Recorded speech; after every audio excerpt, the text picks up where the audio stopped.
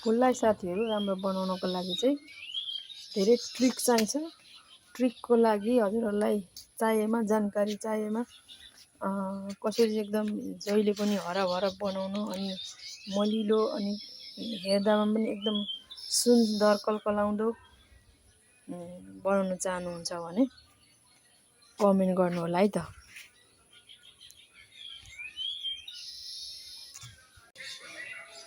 Hello everyone, good morning, what's up? I hope you are doing well. I'm also fine here. अनि म चाहिँ हजुरहरूलाई जहिले पनि बाख्रा पालन सम्बन्धी भिडियोहरू हाल्ने गरेको छु। तर कहिलेकाहीँ चाहिँ म एउटा फुल लभर अनि हामी छोरी मान्छेहरू प्रायः जस्तो सबैले फुल मन पराउने भएको कारण कहिलेकाहीँ सेयर गर्नु मन लाग्छ। अनि आज चाहिँ म फेरि मैले रोपेको 1 महिना पुगेको घडी फुलहरू चाहिँ कति छिटो वृद्धि भयो अनि कसरी वृद्धि हुँदो रहेछ भन्ने कुरा चाहिँ भिडियो बनाएर देखाउन लागिरहेको छु।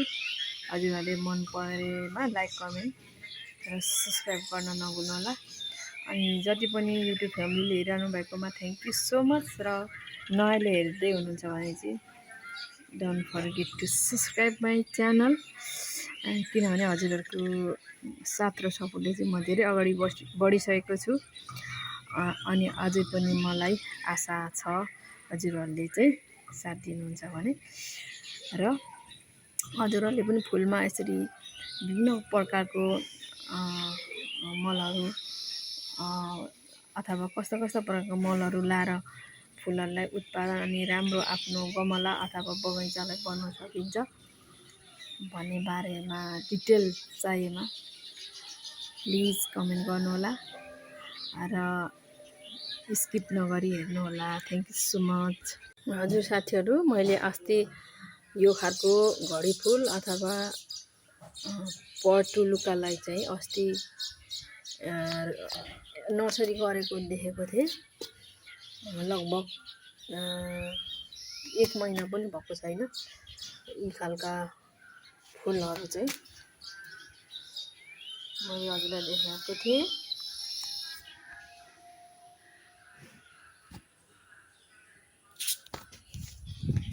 हेर्नु सक्नुहुनेछ। हेर्नुहोस् त साथीहरू,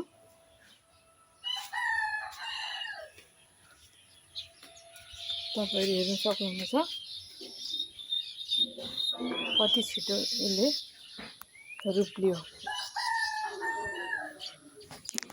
वाउ भन्नु सक्नुपर्छ यस्तोलाई। विभिन्न कलरको फुलहरू छ। यो येलो कलर चाहिँ फुलिसकेको छैन। अहिले चाहिँ यो लगभग 9 बजेको छ। 9 बजेको टाइममा चाहिँ हेर्नुहोस् त साथीहरू कस्तो देखेको छ। गमलामा टम्म मिलाएर मैले रोपेको छु। यसरी हजुरहरूले पनि यसरी रोप्न सक्नुहुनेछ। नजिकबाट हेर्नुहुन्छ भने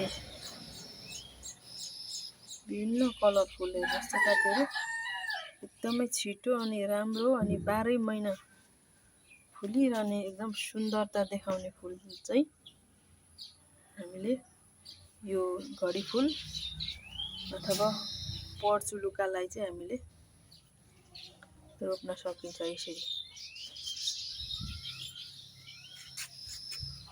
जम्मा मैले यो फुलहरू चाहिँ आफ्नो एउटा गमलामा रोपिसकेको छु। अझ अब यो भर्खरै मात्रै फुल्न थालेको छ। धेरै फुलेपछि चाहिँ कस्तो हुन्छ म फेरि हजुरहरूले हेर्नु चाहनुहुन्छ भने कमेन्ट गर्नु होला।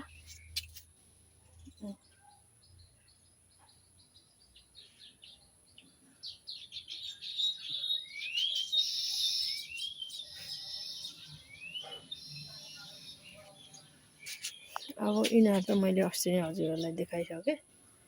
यो धेरै अब बुढो पनि भइसक्यो। अब यसलाई फेरि यसरी नर्सरी गर्नुपर्ने हुन्छ।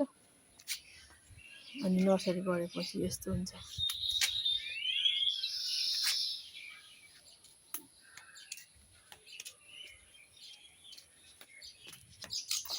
पनि एकदमै राम्रो फुललाई मैले नर्सरी गयो भर्खर यस्तो हुँदैछ। अब फुल नै लागेको छ।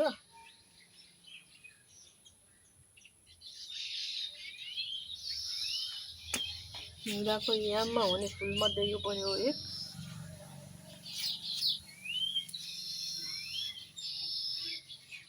पर्सुलुकालाई चाहिँ झुन्डाउने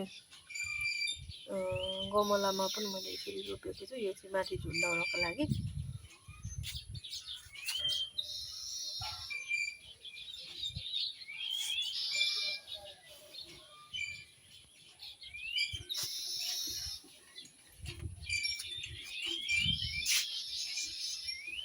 साथीहरू हेर्नुहोस् त, यो कति राम्रो बिहानीको समय छ।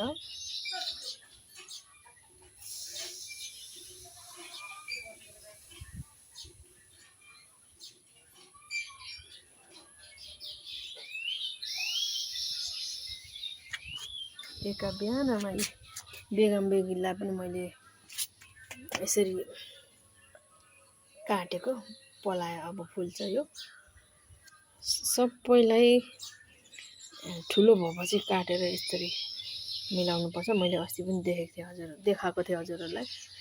सितारे फुल छँदैछ गमलामा। यो रोज फुल मसिनो खालको फुल्ने छ रहेछ। यहाँ पनि फुल्न आँटेको छ।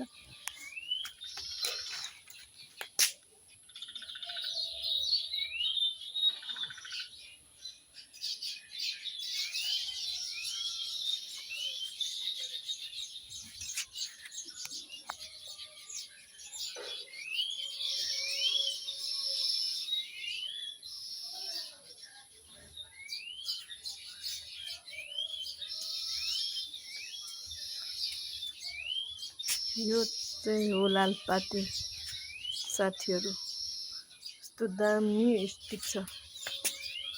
यस्तो गरेर चाहिँ यस्तो